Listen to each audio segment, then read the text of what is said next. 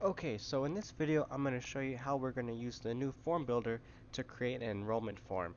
And I have an enrollment form open in my other tab here. And so I'm just going to kind of try to build, something similar to this, using the new form builder, which is this that we're seeing here. So this is the new form builder. If you've used the previous form builder, you might have had some difficulties, and that's why we're kind of redoing this. And so to start, we have our form fields on the right-hand side here. I'm going to go into the settings actually, which is this top one here. And I'm going to give this a new title. I'm just going to call this Alex's enrollment form. Here in email list, I'm going to note that I would like to receive the form submissions for this. This is a comma separated list, so I can put comma and then another email address here, and they will also receive a copy of this form submission as well. And the form submission is going to contain all of the form fields that you add into that left side page that was here before. But we'll go over that in much later. For this submit button text, I'm going to type in register here.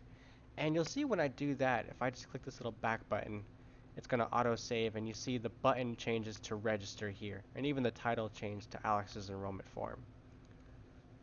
Alright, so that back button will auto save these settings here, but there's also this green save button that you can click just to kind of save your settings automatically as well. I'm not going to put a time limit, don't worry about that. Required CAPTCHA, I'll throw in required CAPTCHA to prevent any spam bots or phishing attempts or any malicious intent emails from being submitted through this form here. I do want to store the data. That's just going to allow me to look back on previous registration submissions, just so I don't have to keep them in memory or anything like that, or keep the emails or anything like that. I can always look back on previous submissions. I'm not going to worry about this form on start date, nor this form on end date. So with everything stored like this, I'm going to go ahead and go to save. I'm going to click on the green save button. Next thing I'm going to do is, I'm not going to worry about the header for now, nor the footer, but I will change the submit response to thank you for registering. Your application has been received, and you will be notified if you have been approved or denied. And I put that message because whenever Mike Diaz, let me head back to general there, but whenever Mike Diaz hits that approve or deny, the person actually will be notified, hey, your submission or your registration application has been approved, or unfortunately your registration has been denied. Let me go ahead and save that again. And I'm going to hit the back button. Now I'm going to start populating this with some actual form fields. So let's take a look at what we want to do first. So it looks like we're taking in the name. Let's not worry about the ID, the grade, the birthday, and the gender and the address. Okay, no problem. So to start, I'm actually going to start with a heading. Just going to click and drag that over. And I'm going to rename this to student information. There we go. You see, I've already done this before, just kind of prepping myself, but the four basic buttons here, duplicate, trash, edit, you know, those are pretty self-explanatory. So student information, let's go ahead and take a question now. And I'm just going to rename this question first name. And for the placeholder, I want to put, please enter the student's first name. Just like that. Very simple. The placeholder is just that gray text to kind of hint to what that needs to be entered here. Then I will duplicate, and I'm going to do the same for last name. It's going to be last name, and then please enter the student's last name. Very simple. So we have first name, last name. Let's go to grade now. And grade is going to be let's go to a checklist actually. Actually, no, let's do select. So I'm going to take select, and select is going to be a number of options. There's a drop down, or there's a radio button option as well, and it's going to take a single choice option basically. So I'm going to show you what I mean. I'm going to select grade. This is required. The default is just a drop down. A radio button is also acceptable. I will say a radio. And let's go ahead and start entering these in. Let's say kindergarten, first grade, second grade, let's see, third, fourth, fifth, and sixth. Say third grade, fourth grade, fifth grade, oops, fifth grade, and then sixth grade. Let's just say we're taking 6 grades here. Go ahead and head back. Great, so now we have some radio buttons, and uh-oh, I do not need the other field there.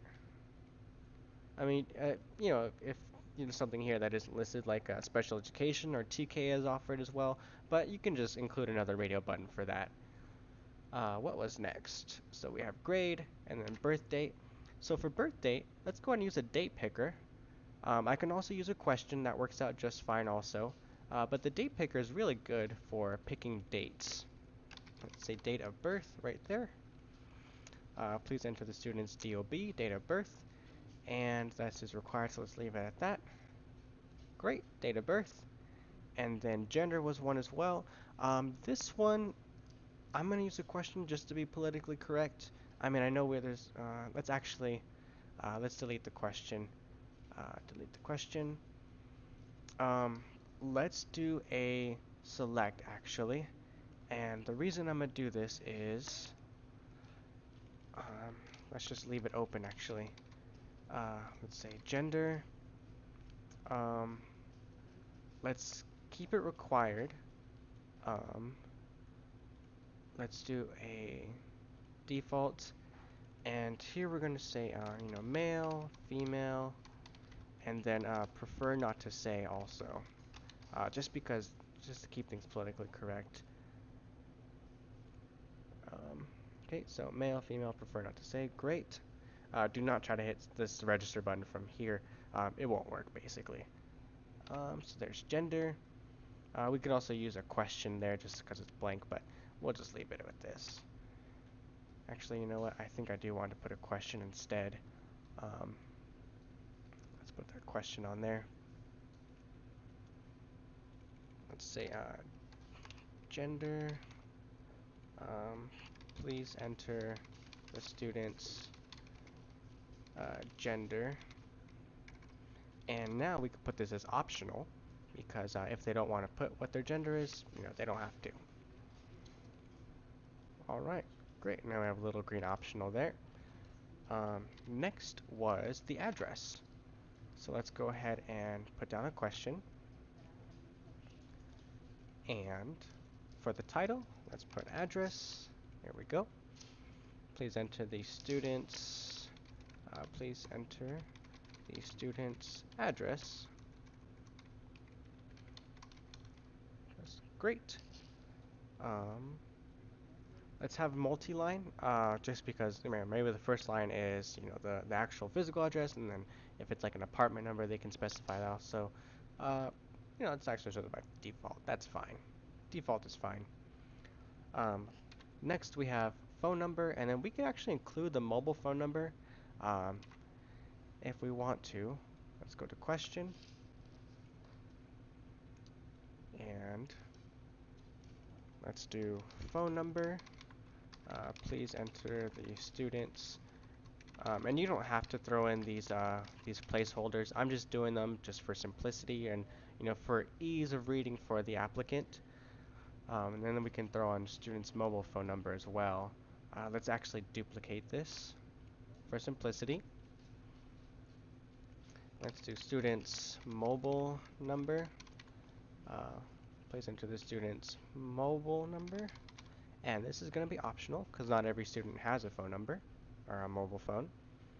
Okay, great. So this is a very bare bones introduction to how this this particular student information is going to go. And if you wanted to, you can actually make this 2-columned. So let's second column there. Okay, now we have this drag here option. So let me go ahead and let's see here. What can we do here? Let's go ahead and drag this over to this other column. Great. Let's see if we can drag this out. Let's take a new heading, place that right above. Let's say student information. Great. And then we can delete this one.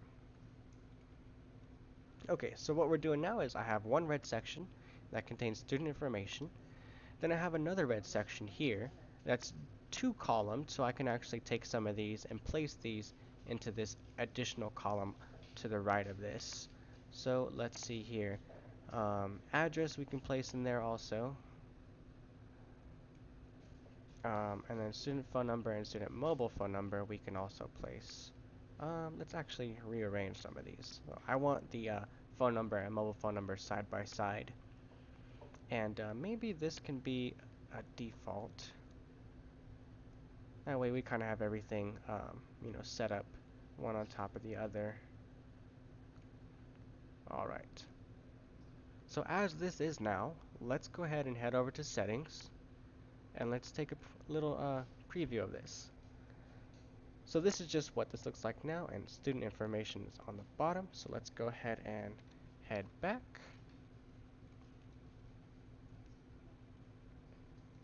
Which is fine. Let's let's put that right back on top. Just hover over this red section, click on the arrows, and drag this right on top again. One more preview. And that's still on the bottom.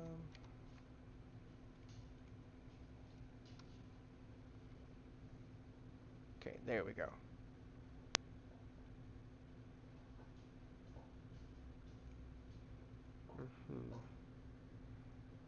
Okay, let's delete this one here. Let's take that one and put it right in there.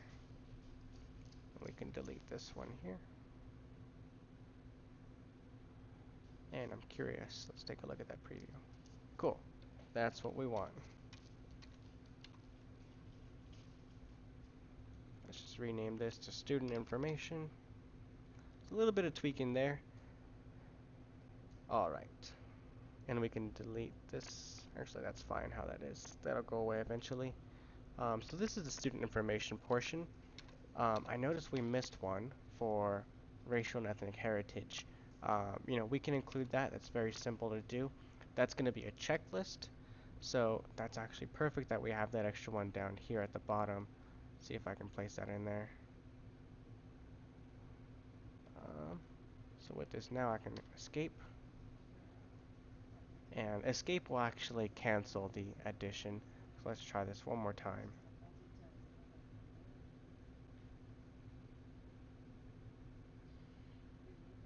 Oh, it doesn't look like that's going to stay for me. Place it there. And let's create this as a new section actually. So I'm going to remove this. And let's see if I can get this created as a new section.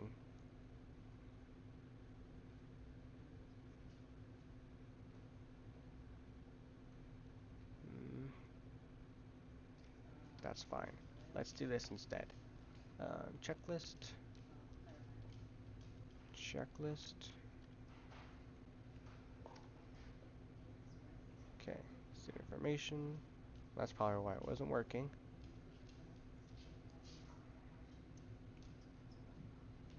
Cool. Let's take a checklist. Place that right there. And then we're going to take this red section just by the arrows and drag this right below here. And this is our student ethnicity. Okay, other field is fine because, let's do a listing. Other field is fine. Actually, I like default. Because if I neglect to mention any of those other ethnicities, that's fine. They can put other, and then it's just one that isn't actually placed there. So African American, let's do Hispanic, and this is not a good way to do this. I'm not familiar with how this is supposed to be done. I can refer to the um, uh, the form. Actually, let's do that since I have that open. So ethnicity and race are two different things, which is good. So let's do one for ethnicity. So ethnicity is going to be Hispanic and not Hispanic, and non-Hispanic. And let's go ahead and delete these then. Head back. Um, and for this one, we can actually take off the other. I realize that. We don't need that other there. Let's take another checklist and put it right on this one. Let's see if I can put this right into there. Okay, right beneath that student ethnicity. There we go. Took a little bit of doing, but I got it. And this is going to be our student's race. Optionals checked off. Now we can start typing in, say, white, African American. This one is Asian as well. Let's see. American Indian or Alaska Native, and a Pacific Islander. So American Indian or Alaskan Native, and then a Pacific Islander. Alright, not too bad. So just getting the student's information here, and yeah, I can change this column structure and put these side by side as well. Let's take a look at what this looks like now. Preview and share. Okay, so not too bad. Um, this is a good little bare bones introduction to how we're going to start building our registration form. I'm already just getting the student's information, and I can just follow the process for all the parents or guardians information. Contact number, who parent one is and parent two, and you'll see I can actually do a two-column structure with this as well, and just duplicate the information across. And then emergency contact, and then school messenger. This is probably just unique to this particular form. So there's no need to actually do that. But you'll see that with this actual form builder, we can actually, structure this however we like. We have all these different structures to choose from. Duplication. I can duplicate um, this entire structure also. Everything in this red section. You'll see if I click that, I have student ethnicity and student's race there, just like I had before. And so this form builder we feel is actually a better representation to, or it's going to better allow you to actually create the forms that you need to